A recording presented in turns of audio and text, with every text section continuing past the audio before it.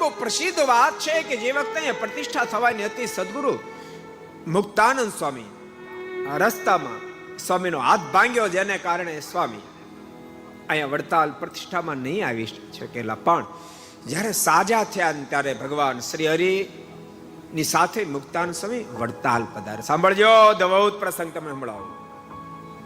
Mobile ને ભૂલી જાવ, વાસ્તો સમજાણું મૂકો એને ખીચામાં, અને આ પ્રસંગો ભૂલાઈ જશે. બાપભાઈ ખોટી વાત છે કાંઈ? ખબરદાર હવે બહાર કાઢ્યો છે તો હું લઈ લેજો, કાઢ્યો છે પછી 2000 નો હોય તો ભલે, આમ તો 2000 વાળો કેટલો છે?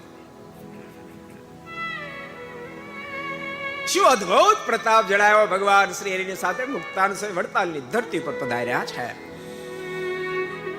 સ્વામીને કહે છે, સ્વામી ચાલો આપણે દર્શન કરવા માટે છીએ.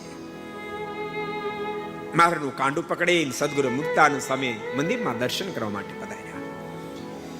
લક્ષ્મીનારાયણ દેવના દર્શન કર્યા. આ બાજુ ધર્મદેવ, ભક્તિ માતા, વાસુદેવ નારાયણ, ભક્તો વાસુદેવ નારાયણ એ પણ ભગવાન સ્વામિનારાયણનું બીજું સ્વરૂપ છે. નીચે લખ્યું છે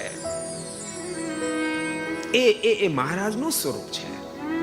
પણ ત્યારબાદ રાધા કૃષ્ણજીના દર્શન કરી અને હરિકૃષ્ણ મહારાજે આગળ સદગુરુ મુક્તાનંદ સ્વામી ઉભા રહ્યા. મહારાજ અદ્ભુત પ્રતાપ જણાયો. મહારાજ હરિકૃષ્ણ મહારાજની મૂર્તિમાં મહારાજ અદૃશ્ય થઈ ગયા. મહારાજ દેખાતા બંધ થઈ ગયા.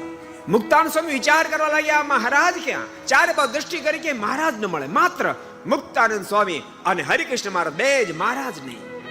સ્વામીને પરસ્યો વળગ્યો, પ્રાર્થના કરી, કૃપાનાથ આપ ક્યાં પધાર્યા?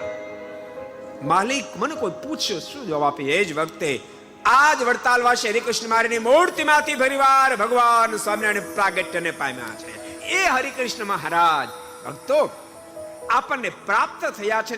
એને લઈને વડતાલ એ સ્વામિનારાયણ સંપ્રદાયનું કેન્દ્ર સ્થાન બન્યું છે. કેન્દ્ર સ્થાન ભક્તો ત્યાર સુધીમાં ભગવાન શ્રી હરિના અનેક સ્વરૂપો પ્રકાશિત થયા હશે.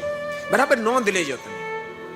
તમે કદાચ એ વાત વિચારી પણ નહીં હોય, પણ તમને યાદ અપાવો, અનેક સ્વરૂપો પ્રકાશિત થયા છે. પણ આ દિવસ સુધીમાં હરિકૃષ્ણ મહારાજની મૂર્તિ જેટલી પ્રકાશિત થઈ અને જેટલા ઘર, જેટલા દિલ સુધી પહોંચે, એટલું કોઈ સ્વરૂપ ક્યારેય પહોંચે.